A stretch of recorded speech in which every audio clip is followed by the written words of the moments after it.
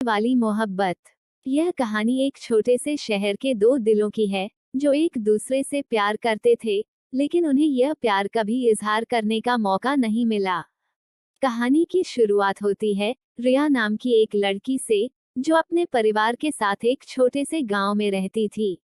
वह बहुत सरल, मेहनती और जिंदादिल थी। उसकी आंखों में हमेशा एक ख्वाब था, दुनिया को अपने तरीके से देखना।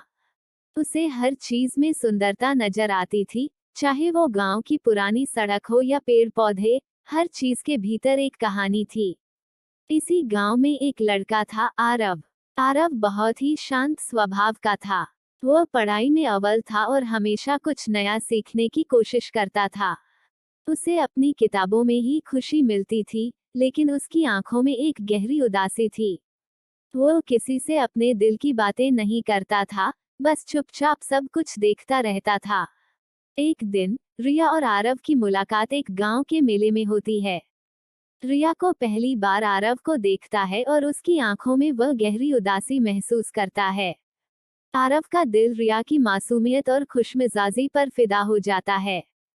धीरे धीरे दोनों की मुलाकातें बढ़ती जाती हैं, लेकिन कोई भी अपनी भावनाओं को शब्दों में नहीं ढाल पाता।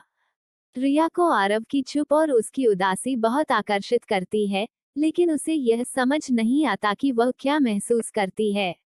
एक दिन जब आरव रिया से पूछता है कि वह खुश क्यों रहती है, रिया जवाब देती है, क्योंकि मैं हर चीज में एक नई शुरुआत देखती हूँ, आरव। मैं जानती हूँ कि जब तक हम दिल से जुड़ते हैं, तब तक हमारी जिंदगी की राहें हमेशा सुंदर रहती हैं। इन शब्दों ने आरव के दिल को छू लिया और उसे यह एहसास हुआ कि वह रिया से बहुत प्यार करता है।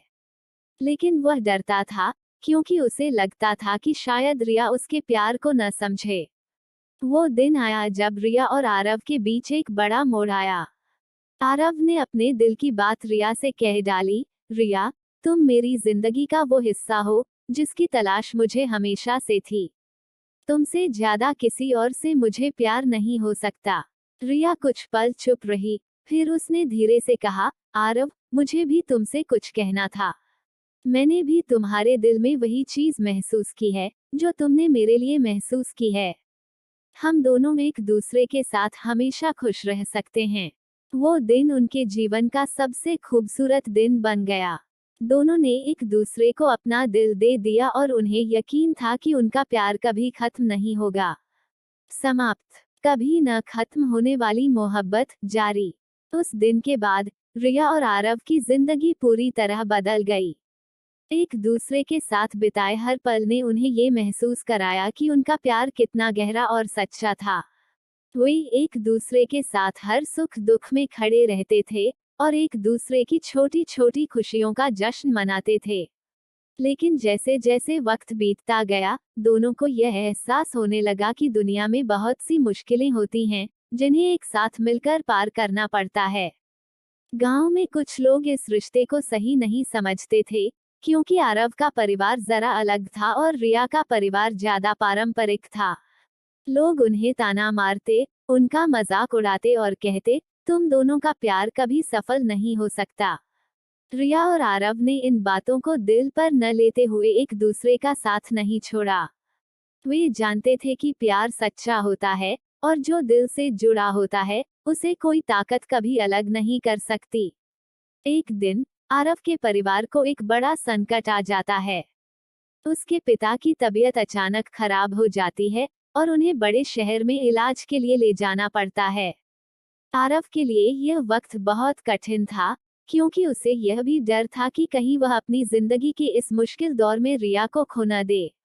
रिया ने आरव को इस कठिन समय में अकेला महसूस नहीं होने दिया।